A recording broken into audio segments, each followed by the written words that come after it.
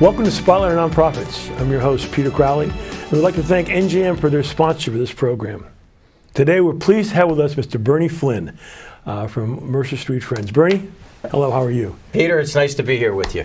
So we always start off, Bernie, by giving us a little background on Mercer Street Friends.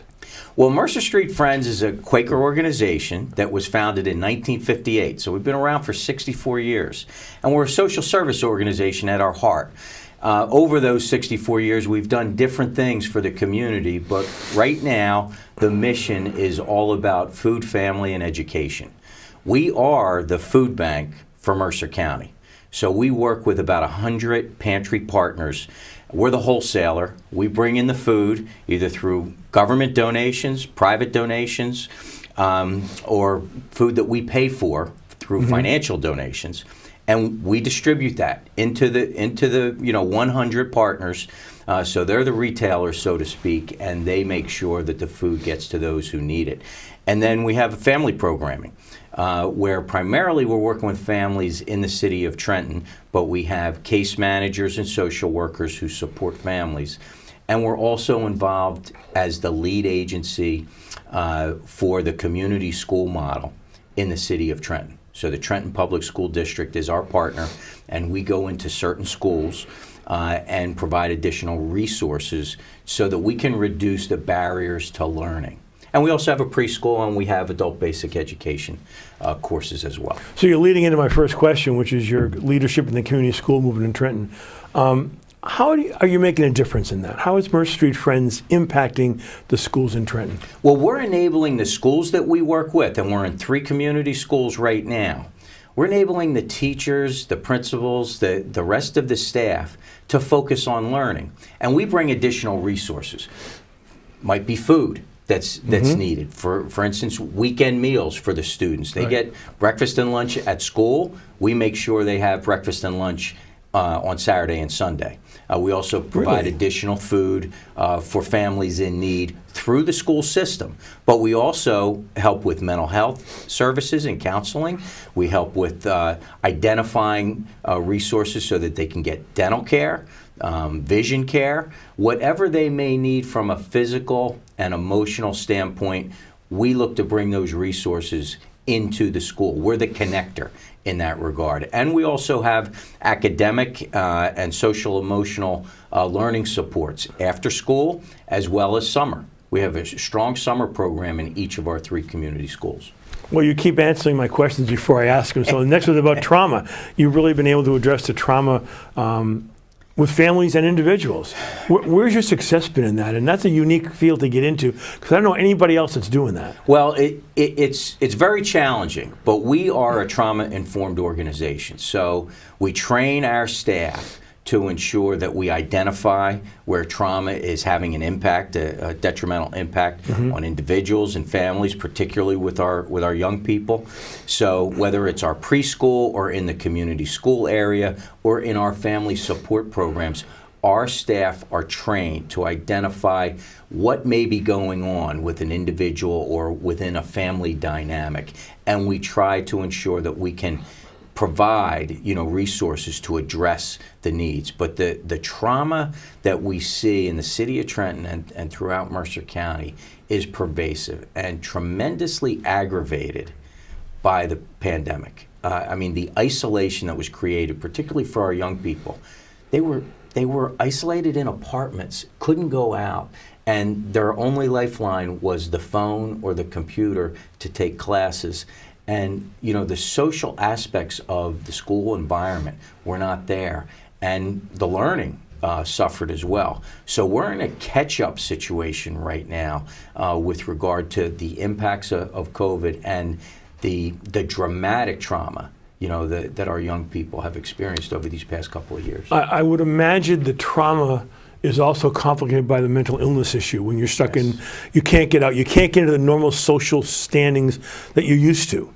And it would also exacerbate the mental illness side. Do you address that also? Yes, and it's through our different programs, like summer programming. We wanted to do summer programming in 2020.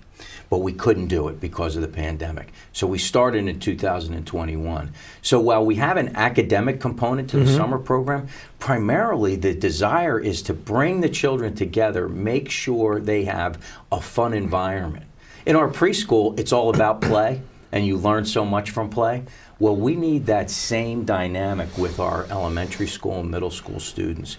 And, you know, we ensure that they can have fun while they're with us in the summer program.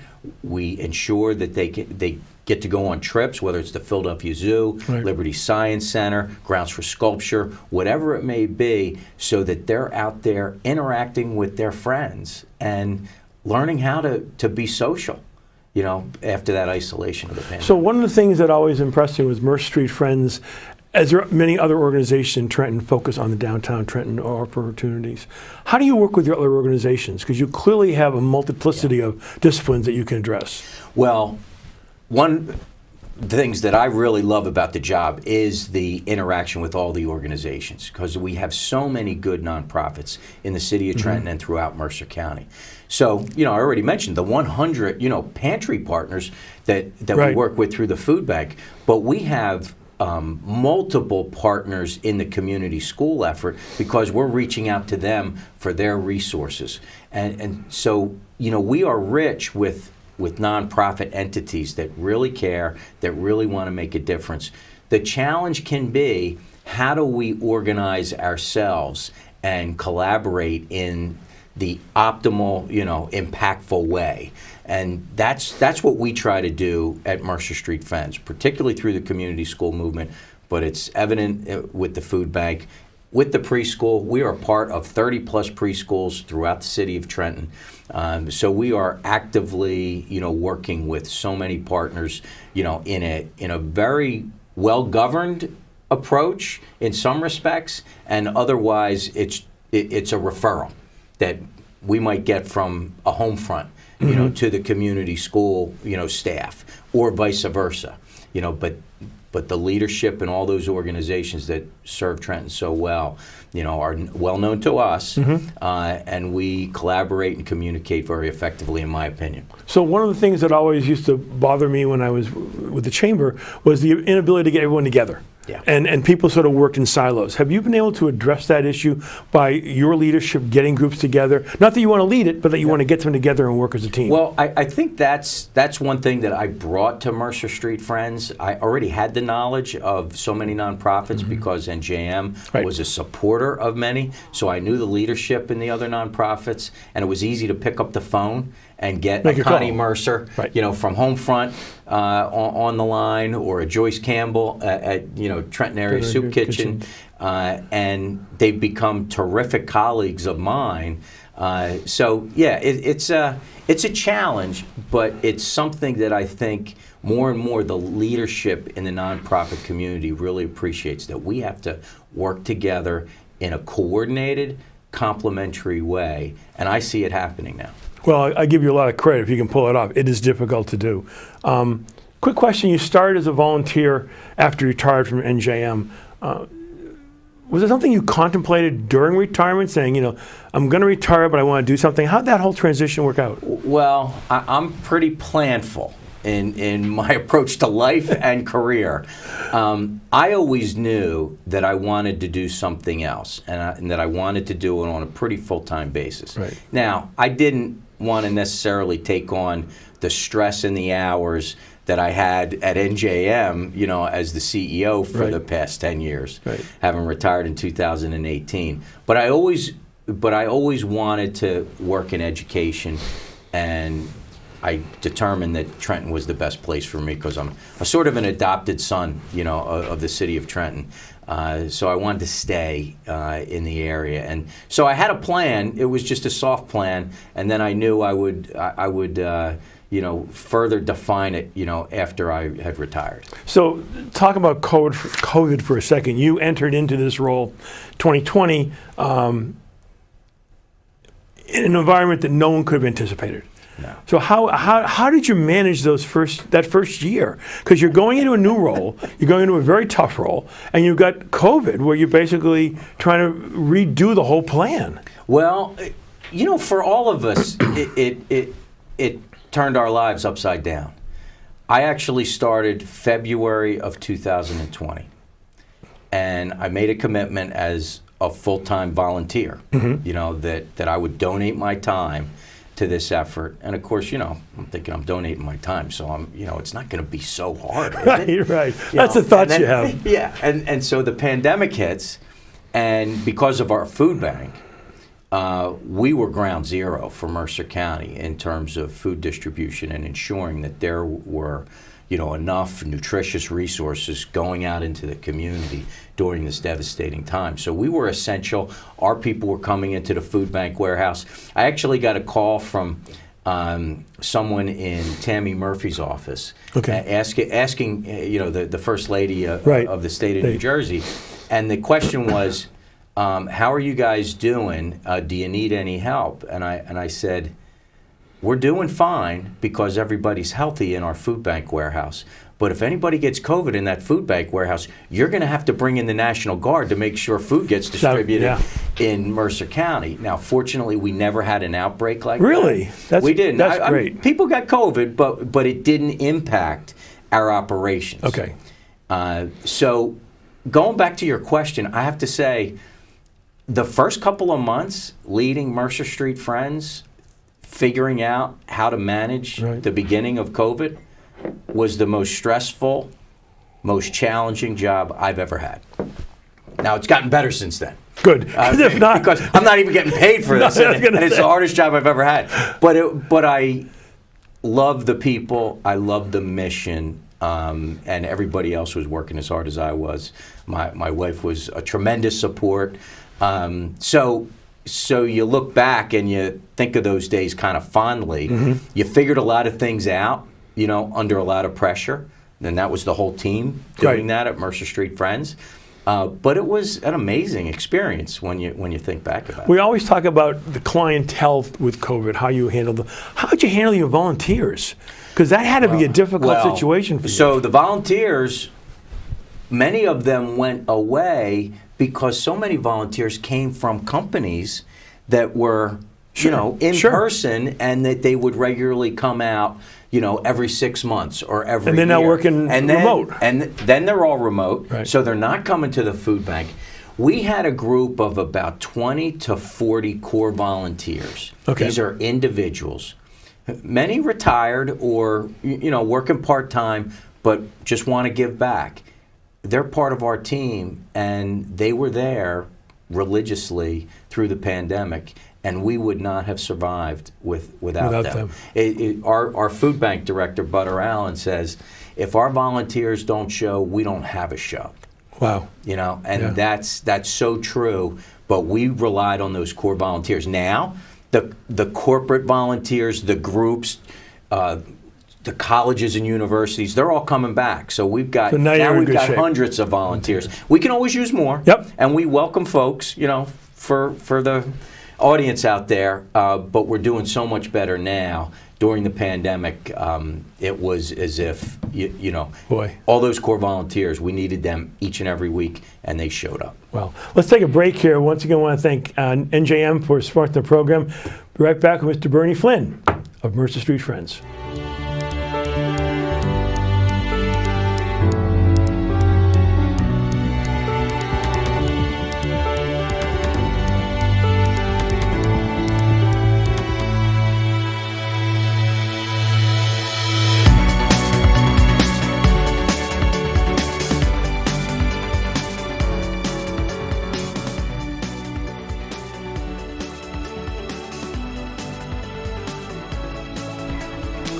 Welcome back.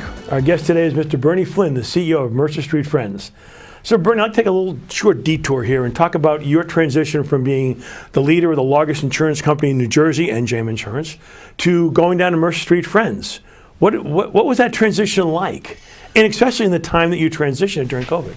Yeah, the transition took a little while because I retired in April of 2018. And I actually took a graduate school early childhood education class at the College of New Jersey, and I was consulting with nonprofits. I was on a few boards. Nonprofit boards were exclusively what I wanted to do. So I was formulating that plan, but I knew that I wanted to heavily engage in education, and I felt that Trenton was the right place. But the process was one where I knew that I had to pretty much full-time be engaged in some endeavor. I had the opportunity to retire at a young age, at 57, from NJM, and that was after 25 years of service. And so I just felt now it's time to do something in the nonprofit space, focused around education. But once I identified Mercer Street Friends with all the different moving parts and a compelling mission, of education, food, and family, I knew I found a potential home. So I offered my services to Mercer Street Friends, and kind of the rest is history at this point. So I got to tell you a funny story. You may not remember it. You and I met, I think it was the opening of the dental office down Kinder Smiles. Yes, Kinder Smile. And I was sitting asking you, well, what's it like? And you said to me, well, you know what? The difference was at NJM, if I wanted to get a deck done, I'd hand it to somebody. Yeah. I said, I'm sitting in my office, and someone says, well, here, you need to do this. And they walk away, and I go, do what? Well, just Xerox it. I remember you said, I don't know how to run the damn Xerox machine. Peter, that was when I was a student teacher as part of my TCNJ class, graduate school class. So I'm in a second grade classroom, and I'm assisting, with tutoring and mentoring and small groups. And there was one particular day where my teacher was just, a lot's going on, and she handed me that deck of paper and said, please go make a copy. And I looked at her and I thought to myself, I don't know how to make a copy. Not of all this paper on a copy machine I've never seen before. And so I just said, yes, I'll help you out. And I went out in the hallway. I had to find the copy room first. And I got there, and there was no way I could figure out the copy machine. So what did I always do in the past when I was the CEO? I just asked for help. Right. I went out in the hallway, and I grabbed a couple people. I said, I don't know how to copy this for my teacher. They came in. They helped me. I was very proud to go back and present, the copied paper to my teacher. And then I had to tell the story to the NJM folks because I knew they'd get a kick. Oh, they would have, yeah. My assistant, Lisa Fisher, who was so spectacular, in support of me during my time at NJM, and she just, laughed. I had a good time hearing that. Yeah, they at my expense, which I loved because, everybody at NJM could picture me, trying to figure out the copy. Yeah, I can do it too. So I just want to talk about corporate leadership in the nonprofit area for a second. You're a number of organizations, Greater Trenton Economic Development, trustee of the Princeton Area Community Foundation. You're on the Corella and Bertram Boner Foundation. Do you believe, and I know you do, but I want you to tell the audience, as a corporate leader in the for-profit business, how important is it for that individual to be out in the nonprofit world and support the community that supports them? The days of Milton Friedman and corporations just making money for the good of the economy, they're over. Right. They were never present at NJM because we were privately held, and NJM is a mutual company there for the benefit of policyholders.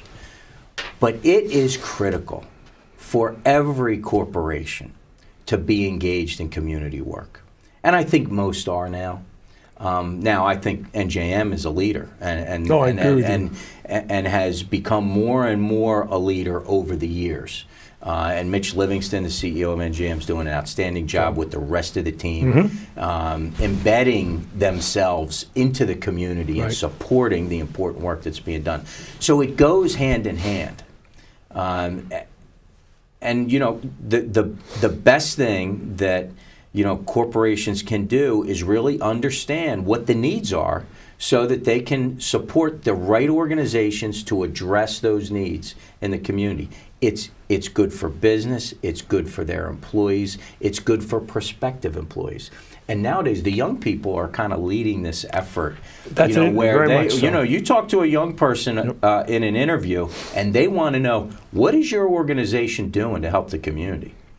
So they're leading the way now. But more senior leaders like us, Peter, we've learned maybe hard lessons over time that you've got to be engaged in the community. I fully agree with you. I think that's a great answer.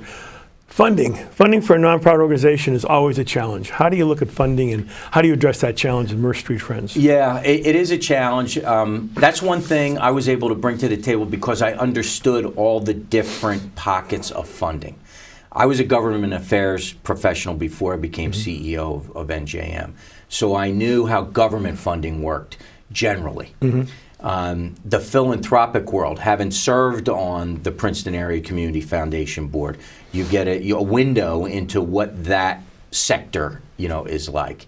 Individual, donations, knowing so many people who are so generous and they give of their resources to so many nonprofits. So I knew all the buckets, and I also had a sense for the fundraising. It is a tremendous challenge, and every organization needs to invest in the development, and fundraising to sustain their work. It's so critical, but you can't cost cut your way to success in the nonprofit field. Agree. You're going to find that you need to bring in more resources, more people, more staff. So you've got to tell your story, and you've got to have an impact in the community. There are some nonprofits, very few, that aren't impactful, and those are the ones that are going to lose out on the resources that are available out there. Because our community here in New Jersey, particularly in the Central Jersey area, very, very supportive. So if you can communicate what you're doing and prove that you're having a tremendous impact in the community, you're going to be supported. So I know the difficulties in running a nonprofit. I've been in both sides, as you know.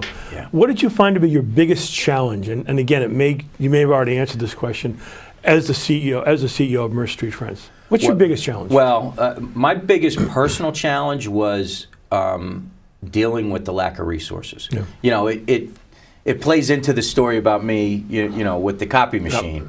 But in a corporate setting, in a bigger business setting, typically you have many more resources than you would have in a nonprofit world.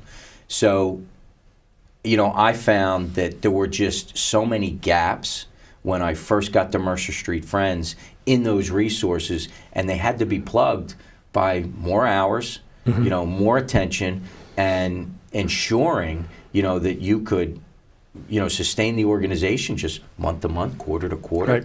And month to month is sometimes what I look at. Month to month. Well, so it starts with the funding that we just discussed. You've got to have that in order to run, an efficient, appropriate, impactful organization. So I think the lesson for the corporate world, given my experience, is understand that for so many of these nonprofits that you want to support, that are making a difference in the community, you have to realize that they're doing it with very thin resources.